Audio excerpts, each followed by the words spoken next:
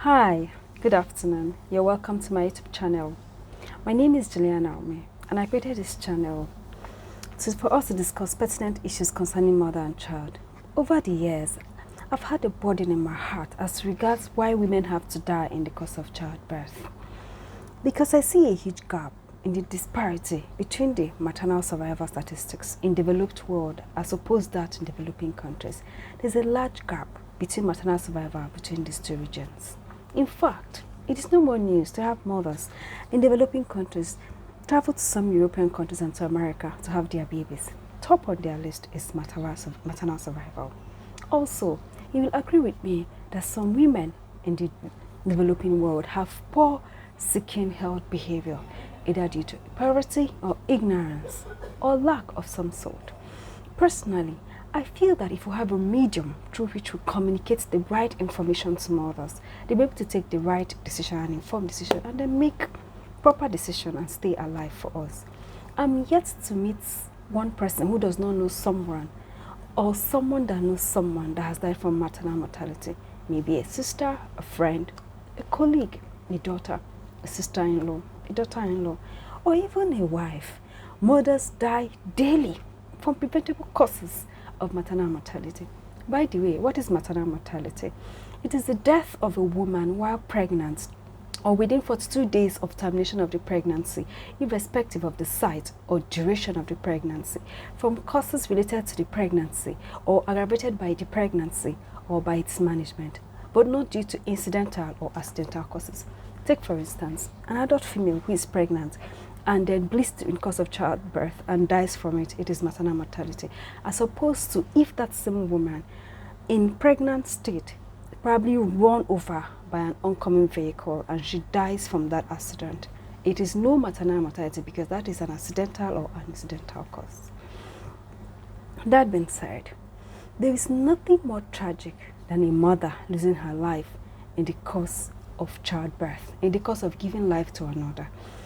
According to the World Health Organization, approximately 830 women lose their lives daily due to maternal mortality. And that was when things were very stable. So I can imagine now that we're in the face of the COVID-19 pandemic, the statistics will be alarmingly high.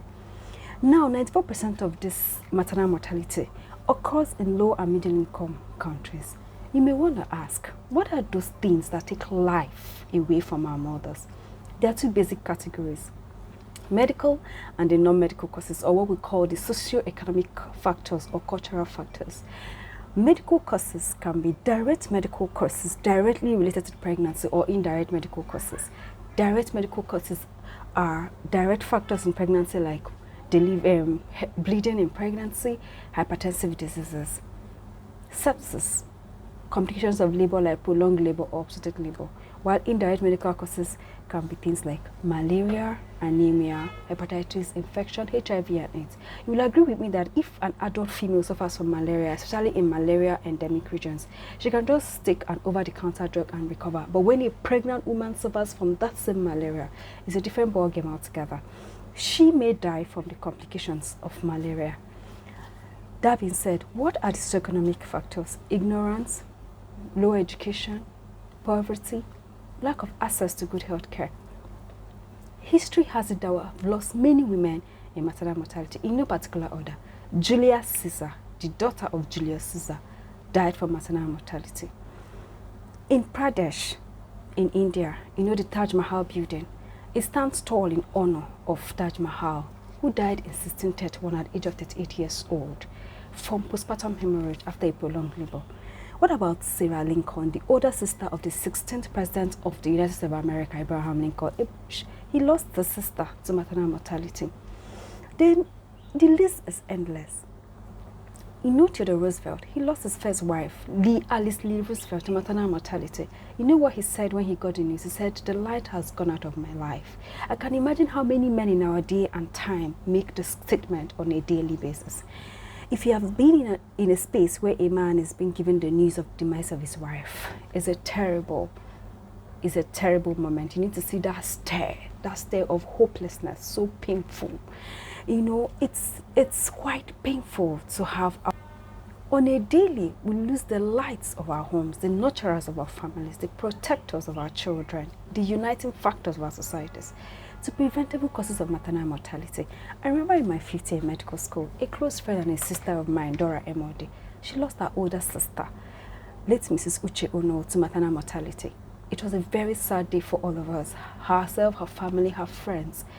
And I remember a close family friend of ours, Auntie Rose, she was pregnant, her first pregnancy, and she told my mom that she was going to help her babysit her baby for a few days after delivery before her mother arrived. And my mother agreed. The day of her delivery, my mother received a call from her husband to say that she had passed. What happened? In her pregnancy, she developed preeclampsia.